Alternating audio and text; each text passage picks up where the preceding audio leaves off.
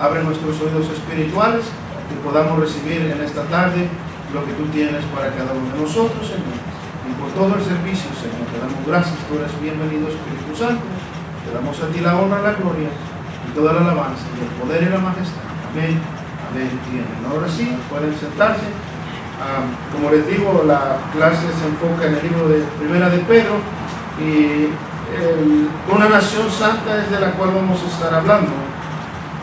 Acordémonos que vamos conforme va el tiempo, ¿verdad? El mes, que es octubre 30, y esta es la clase que nos toca compartir. Voy a estar compartiendo los 3 puntos en esta hermosa tarde. Si alguien tiene preguntas, levante su mano. Si alguien quiere participar, también levante su mano.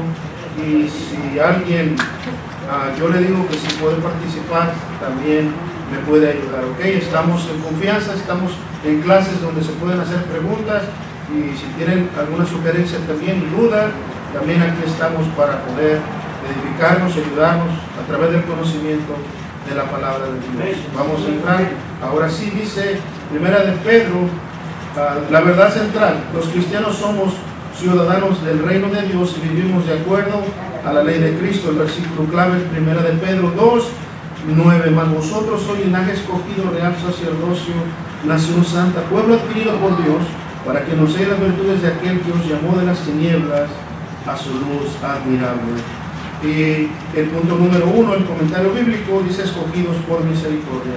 Y aquí podemos mirar, ¿verdad?, cómo hermosamente la palabra de Dios a través de los labios del hermano Pedro nos hace ver a nosotros que éramos un pueblo que no estábamos, que estábamos destituidos de la gloria de Dios, que no éramos escogidos para estar en su reino, pero a través de Jesucristo, a través de su misericordia, venimos a ser pueblo escogido y nación santa, ¿verdad? Y gloria a Dios por ello, porque por la misericordia nosotros ahora somos redimidos. Es por la gracia y por la misericordia de Dios que Él tuvo. Y nosotros conocemos de antemano la historia de Jesús, cuál era el plan y el propósito a lo que Él vino, ¿verdad? Pero como nosotros sabemos que por no lo recibieron, su pueblo amado, nosotros alcanzamos misericordia. Y vamos a estar leyendo Primera de Pedro 2, del verso 4 al verso 10. Y yo lo voy a estar leyendo y después les voy a estar hablando acerca de lo que es la lección. Dice: desead como niños recién nacidos la leche espiritual no adulterada, para que por ella crezcáis para salvación. Si es que habéis gustado la benignidad del Señor, acercándonos a la piedra viva desechada ciertamente por los hombres, mas para Dios escogida y preciosa.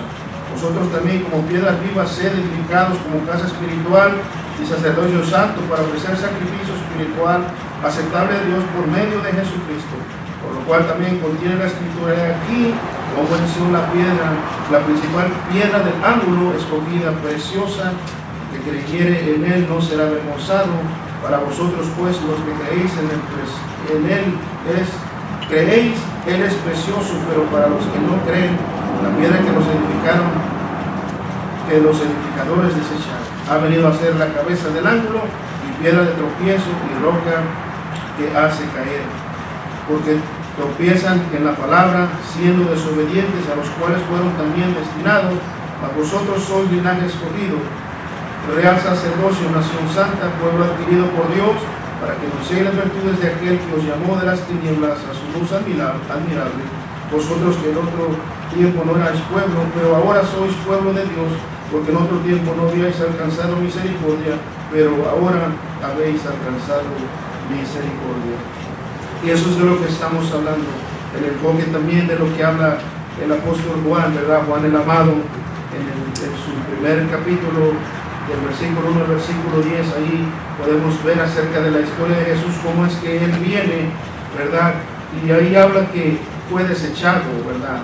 Ahí habla, dice la palabra de Dios, que Él vino a lo suyo, venía por el propósito que Dios le había dado de venir a salvar a su pueblo. ¿Por qué? Porque su pueblo estaba perdido por la desobediencia que entró en el principio. Tenía que venir un redentor, que era Cristo Jesús, para que Él viniera a salvar a su pueblo. Pero como se endureció su corazón y no lo aceptaron, no lo recibieron como ellos lo esperaban, como sabemos que nosotros sabemos que Él vino de una manera muy humilde, humilde de corazón, humilde en su manera de ser, para pagar el precio de la salvación. Y por eso es que cada uno de nosotros alcanzamos misericordia. Ahí dice la palabra de Dios en el libro de Pedro que nosotros no éramos pueblo, que estábamos destituidos de la gloria de Dios, pero por su gracia y su misericordia Él nos alcanzó. El ministerio de Jesús en la tierra fue recibido con rechazo, especialmente de su pueblo. Ahí lo miramos en Primera de Pedro. El Nuevo Testamento revela que Jesús vino a los judíos, pero ellos no quisieron escucharlo. En Juan también habla del 1 al 14. Ahora también dice, ¿no?, en tiempos del Nuevo Testamento también hubo muchos, tantos judíos como de otras naciones, que siguieron a Jesús. Sin embargo, ni siquiera los líderes religiosos recibieron su mensaje y su vida. Finalmente fue traicionado, sentenciado y crucificado a pesar de su inocencia. Y aquí podemos mirar, ¿verdad?, todo lo que nuestro Señor Jesús pasó. Aunque la humanidad lo rechace, Jesús es vida eterna para todo aquel que en Él cree. Del Pedro a todo aquel que cree en Él. Pedro dijo que Él es la piedra viva, y también que los creyentes somos piedras vivas en el fundamento de la fe en Jesús. Los creyentes forman parte de la casa espiritual que Dios está edificando. Y en Pedro, seguimos leyendo, dice, a diferencia de lo que sucedía en el Antiguo Testamento, ahora los creyentes podemos acercarnos directamente a Dios en adoración y oración, sin necesidad de que un sacerdote haga de mediador. Ya no necesitamos que nadie le hable a Dios como representante nuestro. Gracias al sacrificio de Cristo, el Hijo de Dios, tenemos una invitación abierta para dialogar con Dios. Es algo precioso, hermanos, que nosotros miramos que cuando Jesús muere, ¿verdad?, dice la Biblia que el velo del templo se rasgó en dos partes, se rasgó de arriba abajo, y cuando se rasga el velo del templo, entonces ahí se revienta o se rompe o se deshace toda ley que había estado establecida en el Antiguo Testamento. Cuando se rompe el velo del templo, entonces ahora tenemos nosotros el acceso de entrar al lugar santísimo para poder hablar con Dios. Y no solamente en el lugar santísimo, nosotros podemos hablar con Dios en donde quiera que andemos, porque el Espíritu Santo, el Padre y el Hijo están con nosotros. El Espíritu Santo está dentro de nosotros y anda con nosotros. Y entonces nosotros tenemos la sensibilidad de poder hablar con Dios en el trabajo, en el carro, en la escuela, antes de dormirnos. En donde quiera tenemos ahora el acceso. Por eso es que fue roto el templo de arriba, el velo del templo de arriba abajo, por lo cual nosotros sabemos que antes se hacían sacrificios, pero ahora nosotros ya no necesitamos ningún sacrificio, porque el sacrificio ya fue hecho. Ya Jesús fue sacrificado y murió y resucitó al tercer día. Está sentado a la diestra de Dios Padre, intercediendo por nosotros. Ahora nosotros podemos llegar al lugar santo para poder recibir misericordia y hablar directamente con nuestro Padre Celestial, no importando la necesidad que tengamos, el desánimo que venga en nuestras vidas, las luchas que estemos pasando o la confusión que pueda venir a nuestras mentes. Pero cuando nosotros vamos a Él y confesamos nuestros pecados, cuando confesamos nuestras faltas, cuando confesamos algo que está dentro de nosotros que no nos deja ser libre, dice la palabra de Dios que Él es fiel y justo para perdonarnos de todos nuestros pecados, y no solamente eso, sino de limpiarnos de toda maldad. Entonces, por eso es que ya no necesitamos de un sacerdote, ya no necesitamos de los profetas que vayan y traigan palabra para el pueblo, no. Ahora nosotros, ya la palabra está establecida por Cristo Jesús, y en la gracia y la misericordia y entramos nosotros y somos galardonados por Cristo Jesús. Entonces, aquí lo que estamos leyendo es que el precio ya fue pagado. Nosotros tenemos una accesibilidad, algo accesible que nosotros podemos ir, pedir, y Dios nos escucha y Él nos bendice de acuerdo a lo que le pidamos. Dice la guía, pero desarrolla una analogía especialmente importante en decir que Cristo es la principal piedra del ángulo. Esta es la piedra que constituye la base sobre la cual construye todo un edificio, es la que determina la firmeza de la estructura. De igual manera, Jesús, el fundamento sobre el cual está edificada la esperanza eterna de la humanidad. Sin Él no hay iglesia, no hay salvación, ni hay vida eterna. Sin embargo, Jesús fue rechazado Las palabras de Pedro en el versículo 7 nos recuerdan lo que dijo en la puerta de la hermosa. Para nosotros Cristo es precioso, en cambio para aquellos que no creyeron, Él es la piedra, Él es una piedra que han desechado. Quien rechaza a Cristo corre un grave riesgo. Sin Él, el ser humano tropieza y desobedece y finalmente queda expuesto al juicio divino. En cambio, Pedro explica que los creyentes somos un pueblo escogido porque hemos aceptado a Jesús por fe. En la Biblia, con frecuencia se habla de las tinieblas y la luz para ilustrar las verdades espirituales. Los que están en tinieblas son aquellos que no han conocido a Jesús por la fe. Cuando aceptamos a Cristo, salimos de una vida de tinieblas para entrar a la familia de Dios, que es la luz, y toda gracia a la maravillosa misericordia de Dios. Como les digo, hermanos, ahora nosotros tenemos una libertad tremenda porque el Señor ya nos dio esa libertad por la cual nosotros podemos entrar y clamar misericordia y pedir e interceder por aquellos que necesitan conocer a Cristo, porque los que no lo conocen no saben de qué se trata el cristianismo, el evangelio, de qué se trata la venida del Señor, de qué se trata el fin del mundo. Ellos no saben, ¿verdad? Pero nosotros, con un propósito, el Señor nos dio la salvación para que nosotros podamos llevar las buenas nuevas a aquellos que las necesitan, como algún día nos la llevaron a cada uno de nosotros. Y las preguntas del primer punto dice: ¿qué es para usted incomparable misericordia de Dios? Si alguien quiere añadir algo a la pregunta número 1, que dice: ¿qué es para usted la incomparable misericordia? Amén, amén. Sí, aún siendo pecadores, Él nos sigue amando. ¿Alguien más tiene alguna? Sí, hermana Andrea. Sí, hermano, para mí significa que Él, a pesar de todas las cosas que hicimos y que seguimos haciendo todavía, Él tiene misericordia para con nosotros. Amén, amén. Es cierto, Él sigue teniendo misericordia, aunque muchas veces le fallamos, ¿verdad? Dice la palabra de Dios, el hermano Pablo dice que lo que yo quiero hacer no lo hago y lo que no tengo que hacer lo hago. Así es que todos los días estamos peleando, ¿verdad? La carne con el espíritu, pero nosotros tenemos que estar en santidad para que esta carne sea vencida, ¿verdad? Y el espíritu siempre esté vivificando, esté siempre con ese deseo de servirle a Dios. ¿Qué es para usted la incomparable misericordia de Dios? Sí, Roberto. Para mí la incomparable misericordia de Dios es por la vida pasada que yo tuve. Él, a pesar de que yo nunca le alabé, nunca glorifiqué su nombre, al aceptar a su hijo, eso yo lo miro como incomparable misericordia, porque Él es misericordioso, no se acordó de mis pecados, de aceptar a su hijo y me perdonó. Amén. Es cierto, hermano. Miren, dice que es para usted, para nosotros la incomparable. Nadie podía pagar nuestros pecados, nadie, ni las ofrendas, ni los holocaustos, ni los sacrificios, ni la muerte de animales, ni de aves, ningún hombre podía tener esa incomparable, porque es una misericordia que no se compara, dice incomparable.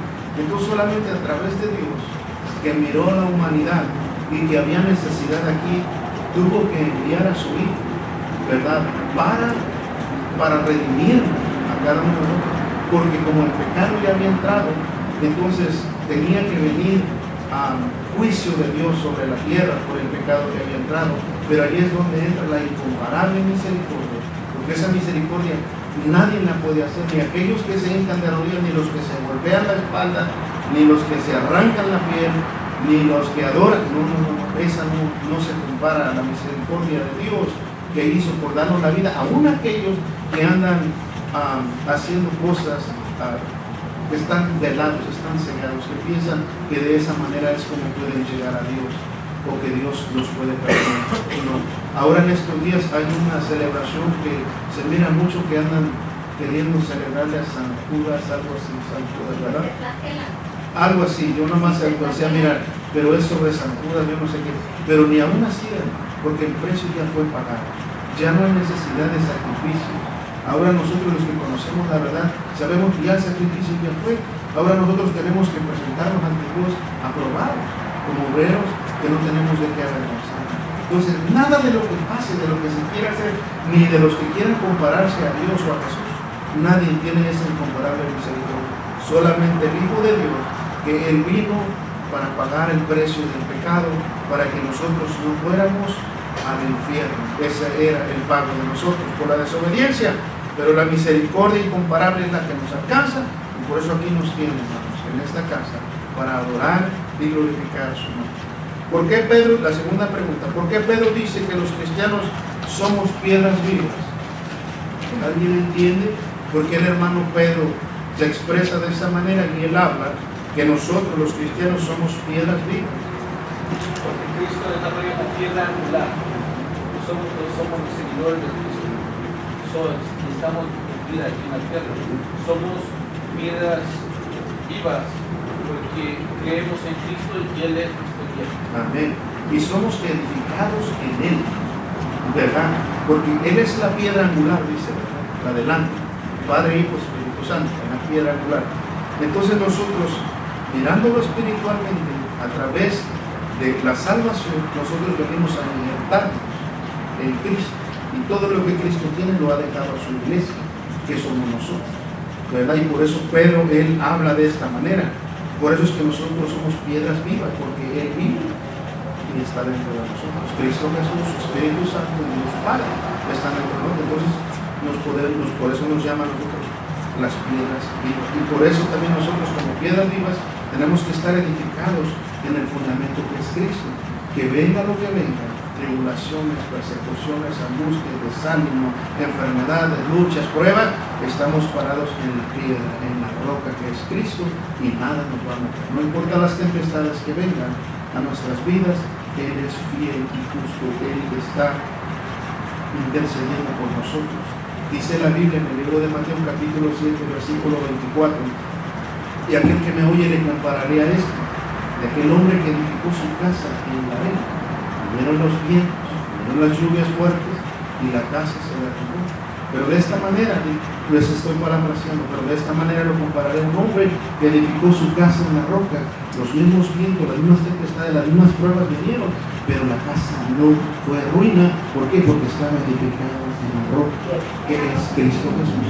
Y si su vida de usted, hermano, hermana, está edificada en Cristo Jesús, que es la roca, que es la piedra angular, no importa lo que esté pasando, lo que venga, hay esperanza en Cristo Jesús para que nosotros podamos salir triunfantes. Y si en esta mañana hay desánimo en tu vida, créelo que Cristo es la respuesta y Él te puede sacar de la situación que tú estás viviendo. Ahora, las cargas, las luchas, las pruebas no son tuyas. No cargues lo que no es tuyo. Échaselo al Señor. Él dice, echa toda tu ansiedad sobre mí. ¿Por qué? Porque yo tengo cuidado de ti. Entonces, lo que no es tuyo, tú no lo cargues, échaselo al Señor. Él se encarga de ti, tú alaba a Dios, levanta tus manos, adora a Dios, y ahí vas a mirar que tú vas a ser vencedor en esta vida. Ese es el primer punto. El punto número 2 dice, imite a Cristo. En todo aspecto, en toda situación tenemos que imitar a Cristo. ¿Por qué? Porque nosotros somos cristocéntricos. Ahora somos como Cristo, tenemos que imitar a Cristo y no imitar al mundo. ¿Por qué? Porque el mundo y sus deleites, sus placeres son los que nos quieren llevar al infierno. Pero cuando nosotros imitamos a Cristo, ahí encontramos la paz, el gozo, la salvación, la esperanza. Ahí está todo en Cristo Jesús. Por eso Él nos lo dejó todo. Jesús nos muestra cómo debemos vivir. Esto es especialmente importante cuando aprendemos que nuestra ciudadanía no es de esta tierra, somos ciudadanos del cielo. Esta realidad debe definir nuestros valores, nuestras motivaciones y nuestro estilo de vida. Dicho de manera sencilla, debemos imitar a Cristo. Como consecuencia, evitaremos aquellas cosas que nos incitan a pecar, nos conduciremos de una manera que aquellos que no son creyentes puedan ver a Jesús en nosotros. Si nos dedicamos a las mismas actividades mundanas que los no creyentes, ellos difícilmente verán el cambio que Dios ha producido en nuestras vidas. Debemos vivir de una manera que honre a Dios. Debemos someternos a los que están en autoridad. Esto significa que obedecemos a aquellos que mantienen el orden y castigan las malas acciones. Aún así, esta actitud puede ser todo un desafío cuando no estamos de acuerdo con las personas que están en autoridad y gobiernan sobre nosotros, pero aunque no estemos de acuerdo con ellos, debemos honrarlos. Al hacerlo, no daremos ocasión de que se pongan en tela de juicio nuestro carácter y nuestra conducta. Pedro se refiere a un aspecto controversial de la imitación de Cristo cuando habla de la esclavitud. En ningún sentido aprueba esta práctica. No obstante, si exhorta a los que son esclavos a servir con respeto, incluso aunque reciba un trato injusto, es un inconmovedor llamado para nosotros hoy, porque se nos pide que amemos incluso a quienes nos maltratan. El énfasis que Pedro hace en este pasaje se puede condensar en un principio básico. Debemos vivir como Cristo, ofreciendo amor y humilde servicio a pesar de la respuesta de los demás. El apóstol basa su exhortación en lo que Jesús hizo por nosotros. Él nos dio un maravilloso ejemplo de vida piadosa y amorosa, generosidad a través de su vida perfecta y de su muerte expiatoria. Dios quiere que nosotros sigamos su ejemplo. Cristo, Él es el ejemplo de ejemplos para nosotros. Por eso es que el punto número 2 dice que imitemos a Cristo. Pero alguien me puede decir, bueno, pero hermano Julio, si yo estoy pasando ahorita por una tempestad de la vida tan difícil, entonces, si viene alguien necesitado a mi vida, ¿qué le voy a dar? Si yo estoy pasando una situación tal vez más difícil que la persona que viene a mí. Pero ahí es donde nosotros tenemos que recapacitar en el momento de que las situaciones que estamos viviendo tenemos que desecharlas de nuestra vida, porque nosotros ya no somos de este mundo, dice Cristo.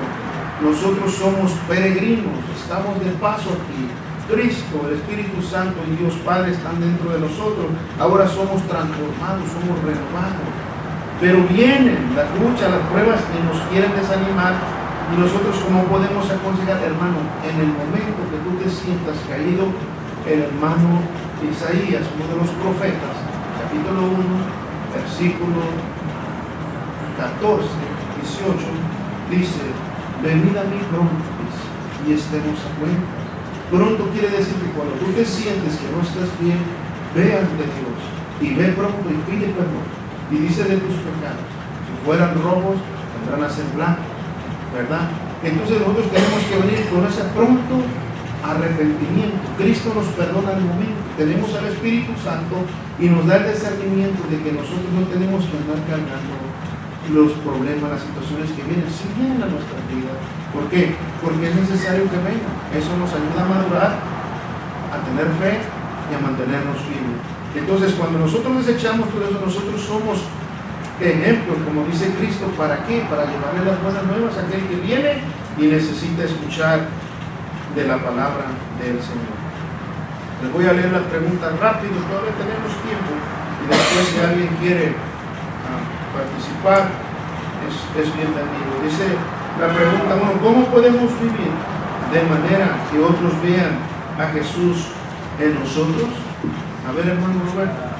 Con nuestro carácter, con nuestra conducta también.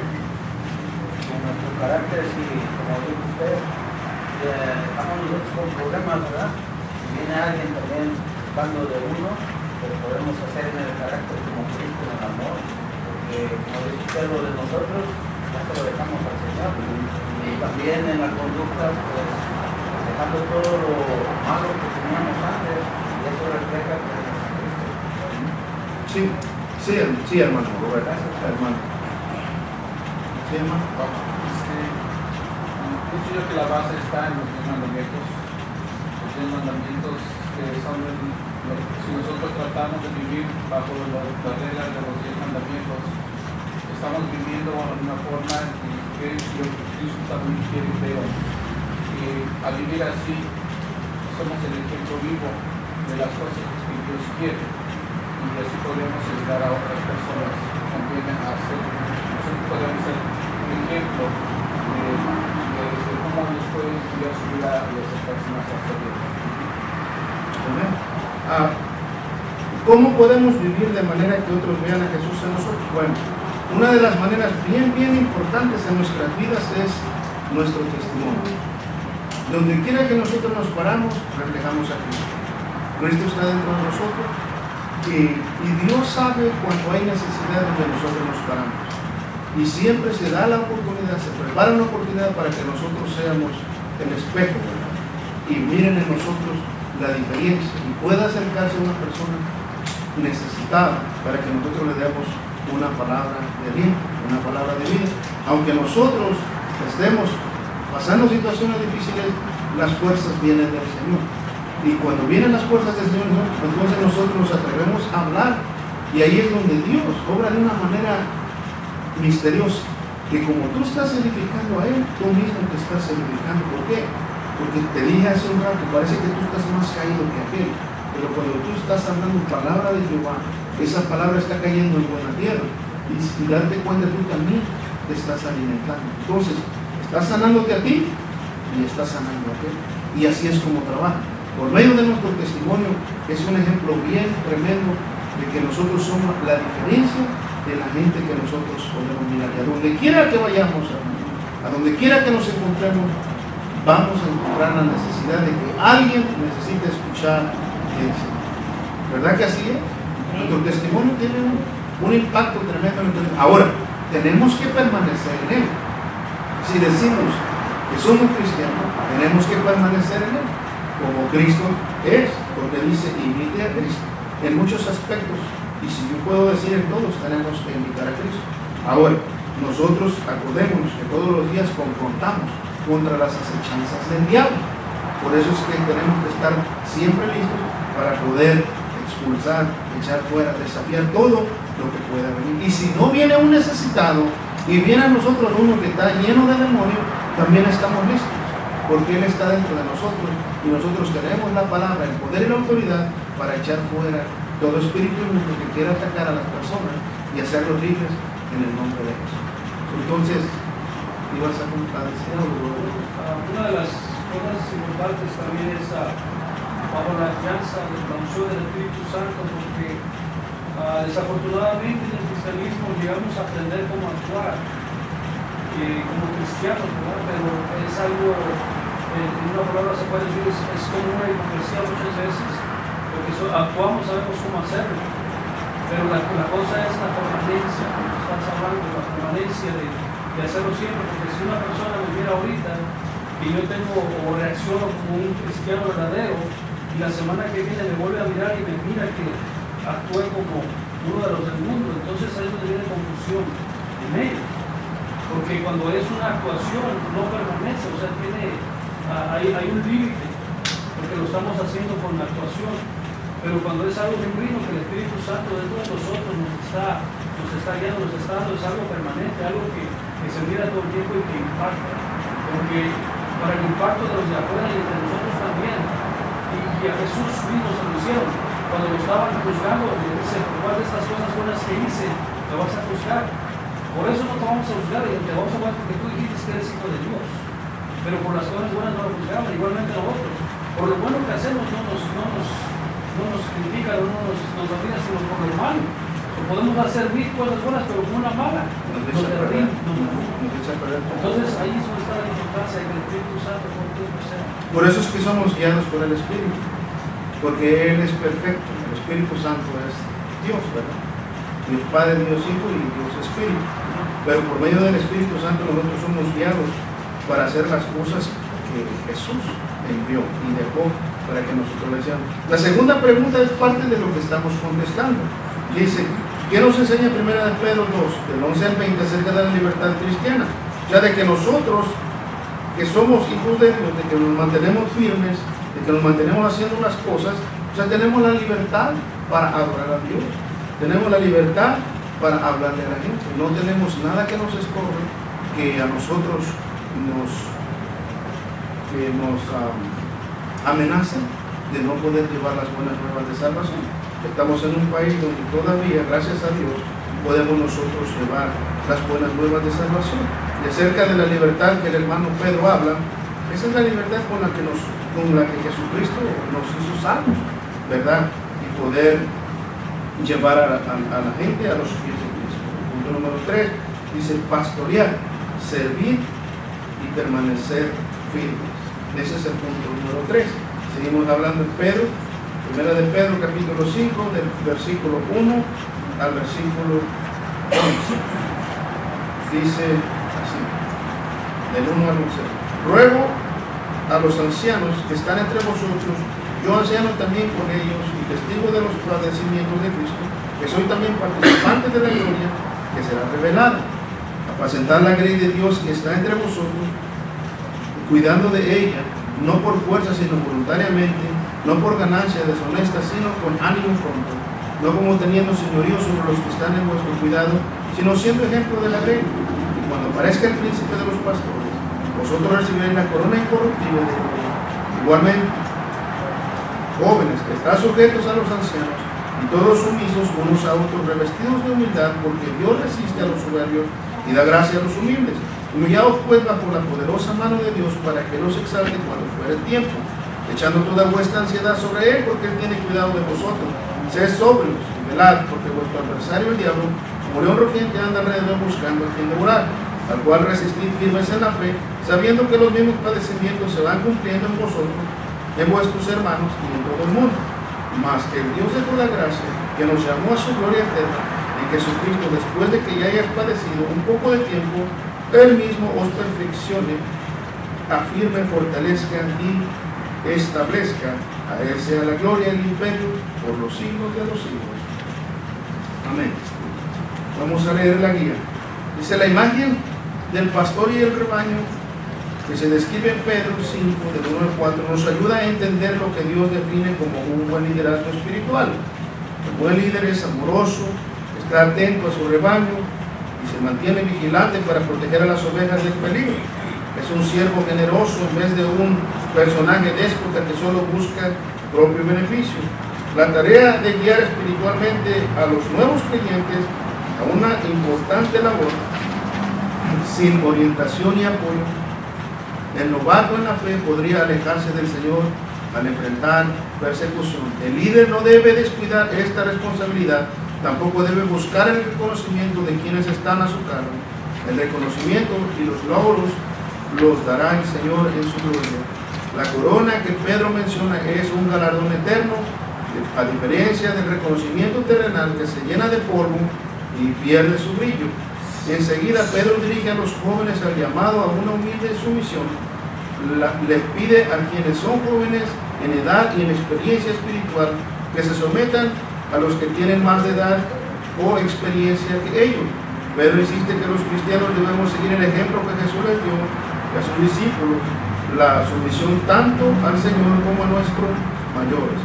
A partir del versículo 7, Pedro nos recuerda algunas de las enseñanzas fundamentales de Cristo en cuanto a la confianza en Él. Y ahí en el libro de Mateo 6, 25 a 34 y 11, 28. Es motivador saber que así como los cristianos perseguidos del primer siglo confiaron en el Señor, nosotros también podemos confiar en el hoy. Este pasaje termina con una referencia a la guerra espiritual, más concretamente la importancia de que estemos preparados para los ataques del diablo, nuestro adversario espiritual. Versículo 8 y 9 nos ayuda a pensar en un soldado que se mantiene firme sin ceder terreno aunque el enemigo trate de vencerlo. Esta es una resistencia activa, pero no está centrada en la fuerza del soldado. El combatiente permanece firme en su fe en Cristo, no confía en sus propias fuerzas para pelear la batalla. Finalmente, Pedro destaca que esas luchas espirituales llegarán a su fin y estaremos en presencia de Dios glorificando su nombre por la eternidad. Así es, hermanos, como nosotros tenemos que presentarnos ante Dios, ya que aquí el hermano Pedro hermosamente nos habla, ¿verdad?, de que nosotros estamos parados, estamos edificados en la roca que es Cristo Jesús. Y lo que se nos ha encargado es lo que el hermano Pedro habla en una de sus cartas, ¿verdad?, de que él como lleva también las buenas nuevas de salvación a todos los creyentes. Ahora esta palabra se ha hecho mundialmente, ¿verdad? Sabemos que Pedro también fue uno de los primeros predicadores, que en su primer sermón fueron 3,000, en el segundo 5,000, y de ahí empezaron a llegar las buenas nuevas de salvación para los gentiles también a través del apóstol Pablo, del apóstol Pedro y de todos los hermanos que están escritos en la palabra de Dios. Entonces, cuando nosotros trabajamos en la obra, aquí se está comparando al hermano Pedro, que todo lo hagamos con humildad, que todo lo hagamos como para Dios, que todos los galardones vienen de Dios, que nosotros no vayamos a hacer algo y nos galardonemos nosotros mismos, que no pensemos que por nosotros las cosas van a funcionar, que no pensemos que somos indispensables nada más nosotros, no. Aquí el hermano Pedro está llamando a cada uno de nosotros a que todo lo que hagamos, lo hagamos bajo la voluntad de Dios, que Dios sea el primero en todo lo que vayamos a hacer. Por eso es que en nuestras oraciones siempre tenemos que nosotros pedirle a Dios que se haga su voluntad en todo lo que vayamos a hacer. Inclusive Jesús, antes de ir a la cruz, él ya venía con el propósito de ir a la cruz, ¿verdad? Pero en sus oraciones siempre, cuando él se apartaba de los discípulos, cuando oraba en el Getsemaní, cuando oraba en el Monte de los Olivos, él siempre iba al Padre y le decía: Padre, que se haga tu voluntad, no la mía. Entonces todo lo que hacemos nosotros es conforme a su voluntad. Y si Dios nos galardona, pues qué mejor que nos galardone. Si nos galardona aquí, bendito sea su nombre. Él es el que nos bendice y nos bendice de una manera muy especial. Entonces, así como ahora el Evangelio ya se expandió y hasta por nuestros labios se expande porque ya lo conocemos, y ahora lo que conocemos hay que darlo de gracia, como dice la Biblia. De gracia recibiste, dalo de gracia. Entonces, como nosotros ya conocemos el Evangelio y lo expandemos así de esa manera, Dios mira en cada uno de nosotros cómo lo hacemos, ¿verdad? Para que su nombre sea glorificado, y Él nos bendice. ¿De qué manera nos bendice? Él conoce nuestro corazón y sabe la necesidad que cada uno de nosotros tenemos. Y de esa manera es como nosotros vamos perfeccionándonos a través de Cristo Jesús.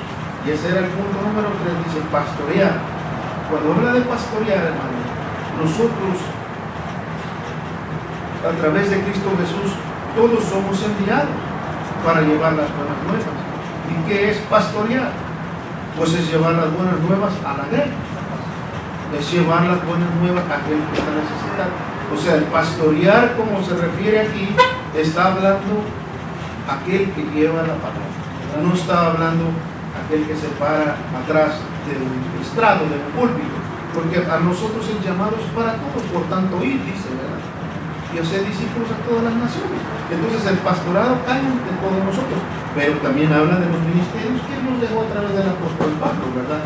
Que ahí es donde habla de los pastores, los profetas, maestros y todo lo demás. Entonces ahí alcanza también, y es bueno que tengamos nosotros un pastor en la iglesia para que Él esté llevando la grey a pastos verdes, ¿verdad? Entonces, esos somos nosotros también, que donde quiera que nosotros andamos pastoreando, de una manera u otra, las almas vienen. Cuando ustedes se edifican y hablan de la palabra de Dios, pastorean entre ustedes. Hay alguien que les está llevando la palabra, ustedes están alimentando. Servir, hermano, eso es lo más lindo. Servir, eso es lo más lindo. La recompensa viene de Dios. Y si alguien te recompensa aquí, dale un abrazo, le aprecia, porque el servir también es bien lindo, y cuando lo reconocen a uno a través de Dios que pone en su corazón, porque el servir, hermano, es para siempre.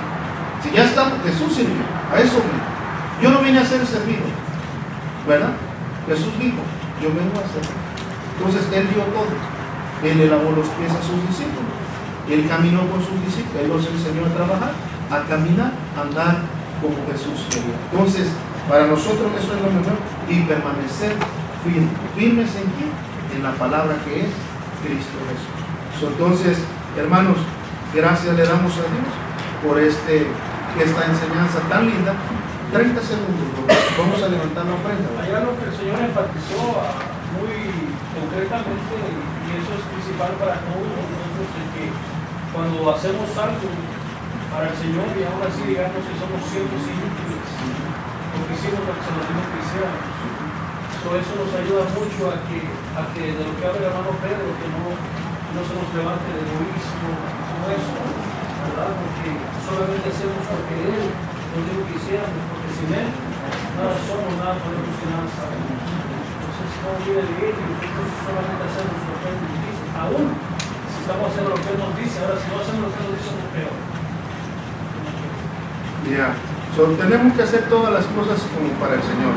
Porque, miren, el trabajo que el Señor Jesús nos dejó a nosotros, mirándolo de una manera natural, es fácil, hermano. Nosotros ya no tenemos que sacrificar nada.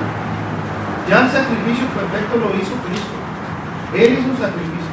Ya nosotros nada más tenemos que ir y llevar las buenas nuevas. Pero tenemos que estar revestidos del poder de Dios, llenos con el poder del Espíritu Santo. Y tenemos que meternos al conocimiento de su palabra. ¿Para qué? Para que nosotros lo que hablamos estemos firmes en lo que vamos a decir. Porque nos hemos topado con gente que conoce, pero conoce por encima nada más la palabra, no la ha vivido. Y esos son los que nos atacan a nosotros, porque nos hacen pecadores de esto, pecadores de lo que fallamos. Pero Dios conoce los corazones y Él es el que los escudriña. Entonces nosotros cuando nos mantenemos en la fe, que nada de eso nos mueva, que lo que digan. Dice que lo que hacen a uno de mis pequeñitos, a mí me lo hacen, dijo el Señor.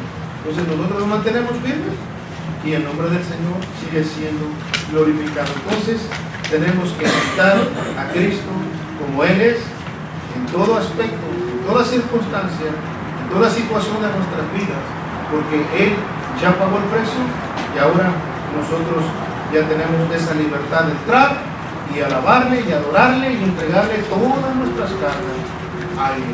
Y Él nos hace libre para danzar, para brincar, para adorar, para gritarle, para exaltar su nombre, para hablar con Él, para llenarnos de su gracia, de su gloria. Todo lo que Dios tiene es libre. Y yo los animo a que siempre se llenen del poder de Dios, de la gracia, de la gloria de Dios, para que ustedes puedan mantenerse en una vida santa, piadosa, en una vida donde ustedes van a ser siempre más que vencedores. Porque todos los días vienen a nuestra vida los ataques, pero nosotros ya somos más que vencedores, porque Él lo dijo y porque Él fue el ejemplo de Él. En la cruz del Calvario, ahí Él consumió todo, ahí ganó la batalla y ahora a nosotros nos ha dado poder sobre todas las cosas. Pónganse sobre sus pies. Vamos a dar por terminada esta clase, preciosa clase, hermano. Tiempo nos falta para seguir hablando de la palabra de Dios, pero acordémonos que hay un orden y tenemos que leamos nuestra enseñanza, hermano. El domingo que viene, de la guía para el próximo domingo, y van a mirar tantas cosas buenas que hay y duda que tengan, hermano, ustedes están libres de preguntar. Y si no sabe el lector, nosotros podemos entrar. ¿Ok? Inclinen su rostro. Dios, gracias te damos porque tú eres bueno, porque para siempre son tus misericordias. Gracias por tu hermosa palabra. Cada día, a través de las enseñanzas, nos enseña, Padre, que tú eres el único, que tú eres la piedra angular en la cual somos edificados, que tú nos has llamado santos, que tú nos has llamado sin manchas, Señor, que tú nos has llamado a ser imitadores de ti. Te damos gracias por esta enseñanza, Señor, y por mis hermanos que están aquí, Señor. Pido fortaleza sobre sus vidas. Si algo está pasando, Padre, que entreguemos toda nuestra ansiedad a ti, porque tú tienes cuidado de nosotros. Y también te pido, Señor, por aquellos que han de venir, que los traigas con bien, para que se gocen juntamente con nosotros. Gracias te damos, Dios, por esta clase, por esta enseñanza. Ahora también, Señor, vamos a orar por esta ofrenda que se levantó, que se dio con un corazón dadivoso. Tu palabra dice que cada uno dé como propuso en su corazón, no por tristeza ni por necesidad, porque Dios ama al dador alegre. Y aquel que Dios, como aquel que no dio, sí, Señor, tú conoces el corazón. Bendícenos, ábrele puertas para que pueda traer y dar en otra ocasión. Y de lo que ya está, Señor, en el ofrendero, Padre, súplelos, multiplícalos. Para ti no hay nada imposible. Tú sabes para lo que se va a usar. Te damos gracias en el nombre del Padre, del Hijo y de tu Santo Espíritu. Amén. Amén. Amén. Hermanos, salúdense y hay un poquito de tiempo para estirarse.